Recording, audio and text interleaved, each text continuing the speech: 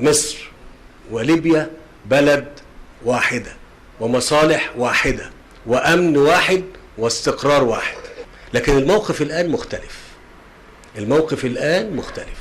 معادلة الأمن القومي المصري والليبي بتهتز، ويخطئ من يعتقد أو يظن أن الصبر تردد. لا والله، احنا صبرنا صبر لاستجلاء الموقف، لكن عندما يتعلق الأمر الآن بالتطورات اللي في ليبيا ويعتقد البعض أنه يستطيع بقوة السلاح، أنا بقول بقوة السلاح لا هيعدي شرق ولا هيعدي غرب.